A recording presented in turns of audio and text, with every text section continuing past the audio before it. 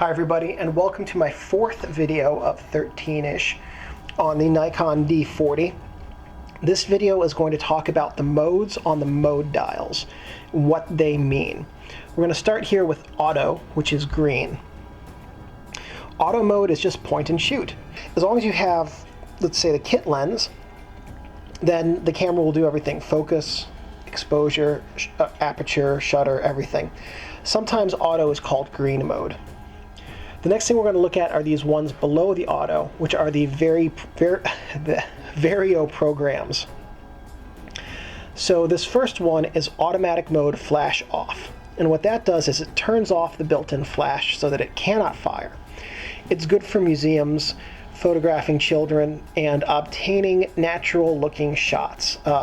Flash can make your images look very flat and pasty, and so this no flash is the exact same thing as autofocus, only the flash won't turn on.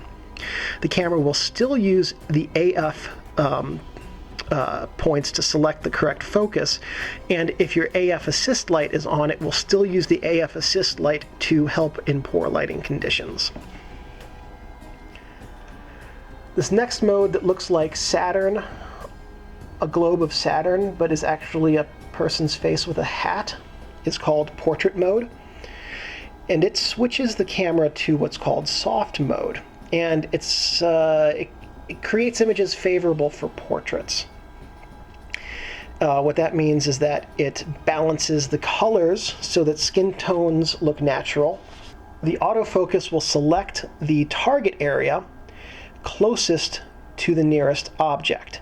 So you have three autofocus points: right here where this lug is, right here where the flash is, let's say, and then right over here where this lug is. If your person is right here, it's going to choose the autofocus point that is closest to your person, but not the actual subject unless they're on top of the autofocus point. And it also uses the largest aperture, the lowest number, available for the lens, which provides a thin depth of field, which is also flattering for portraits. This mode here that looks like a close-up of saw teeth is actually a couple of mountains, and it is landscape mode. It switches the camera's color settings to vivid. The camera turns off the built-in flash, and it turns off the autofocus assist light. The camera selects the focus point with the nearest subject, so of the three focused points, whichever one is nearest is the one that the camera is going to focus on. And then it uses the smallest aperture, the highest number available with the lens, so that everything from the nearest point to the furthest point, infinity, is in focus. This next one that looks sort of like a South Park character is called Child. And what this does is this again sets the camera to vivid mode. It's good for taking snapshots of kids. The skin tones are balanced and finished so that they look like their natural skin tones. And the camera uses the focus point with the nearest subject again. So if you are taking a picture of your kid and he's in the center and he's close, it'll focus on him. If you're taking a picture of your kid and he's off to the side and far away and here's some other kid, it's going to take a picture of some other kid. It uses a large aperture for shallow depth of field and a fast shutter speed because, kids stay still about as long as a charged proton. Here we have one that looks kind of like the nib on a fountain pen, and that's sports mode. And this sets the camera to standard mode for the color setting. It uses a large aperture to get the fastest possible shutter speed. The AF is automatically set to continuous focus, and it only tracks in the center autofocus spot. So it will only focus with this one point in the center. The other focus points can be selected manually, however, and there's a later video that will talk about how to select autofocus points. This mode also turns off the flash and the auto flash assist. The next one is the US EPA logo. Actually, it's just a flower, and it means close-up. It's ideal for close-up and macro shots. The AF will only focus in the center autofocus point. Although again, like with sports mode, other focus points can be selected manually. And tripods are recommended. It will choose the deepest shutter, the smallest aperture that it can, and typically a slow shutter speed. And so hand holding it can very easily result in blurry images. This next one is called, what does this look like? Good question. This is a person who's been conked on the head and is seeing stars, and it is the night portrait mode. It's ideal for balancing between an illuminated subject and a background. And what that means is you've got your girlfriend or significant other here in the foreground, and then behind them is the Louvre, which, because I'm not in France, sounds exotic, but if you're in France, then they're in front of the Empire State Building, or the Sydney Opera House or whatever. So at any rate, so you want the subject to be lit up well, but you also want to try to capture the lights of the building behind them. So the camera will focus on the object closest to the camera, and that's whichever closest of the three autofocus zones. So make sure that your subject is in one of those three spots. It will take a long exposure with a flash early in the exposure. So it might take a 1 to 2 to 5 second exposure, but it will go flash, 1, 2, 3, 4, 5, done.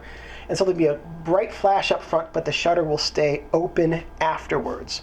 And so the model needs to remain positioned after the flash triggers. Otherwise, if you have a 5-second exposure, flash, and then your model gets up and walks across the scene, you're going to have an illuminated model followed by a ghost because the shutter's still open. So if you use this, make sure to tell whomever you're taking a picture of, it'll be a flash, and then wait till I tell you to move, and then take the picture. Next, we're leaving the Vario-program modes and going to the spam modes. Spam! And so we'll go in the order, the MASP order that they have here. M is for manual, for full manual. And in this mode, the user controls the shutter and aperture. This requires a more active interface with your photography. And this is also the mode you want to use for bulb shots. There is one other thing. This is the mode you want to use if you're using legacy glass. You can see on here I have a Nikkor pre-AI lens. The camera cannot meter with it, but I can use it. In fact, every shot I showed you during the first video was shot using NAI glass, because you're able to use NAI glass in manual mode. You can also use E-series lenses and AFS. You can use any lens except for the invasive fisheye in manual mode. So manual, to my way of thinking, is the best because it allows you the most creative options and the best lens selection. The next one is A, which is aperture priority mode. And in this mode, the user chooses the aperture and the camera selects the shutter speed. Now, unfortunately, I don't have a lens with suitable electronic contacts, so I can't demonstrate it. But what you do is you select the aperture in the viewfinder window on the back, and you can also see it in the viewfinder itself, but you see it on the LCD or in the viewfinder. And you would select the aperture with this dial. In A mode, this dial selects the aperture by default. And then when you take the picture, the camera shuts the aperture down to whatever it's set at, calculates the shutter speed, takes the image. Aperture priority is my favorite mode to use for most shooting, and it's also the easiest mode for taking good, high-quality shots that look the way you want them to. S is shutter priority. In shutter priority, the command wheel here, and you can see it on the LCD or in the viewfinder, selects the shutter speed, and then the camera selects the aperture based on the shutter speed you want to use. So the user sets the shutter speed in that, basically. This is good for sports photography and to prevent image shake. With Aperture and manual, you could very easily end up with the camera telling you you need 1/4 of a second exposure. But with shutter priority, if you set it to 1/60th, as long as you have a fast enough lens, even if it's dark, the camera will take a steady shot. The last mode is P, the program mode. And in this one, the camera sets the shutter and aperture settings for optimum exposure based on a pre-programmed set of exposure curves for the lens you're using. And this is good for press and forget photography. It is different from auto mode. Auto mode works in the same way, except that program mode has some functions which can be overridden, and you can also choose some custom settings in the menus for how that works.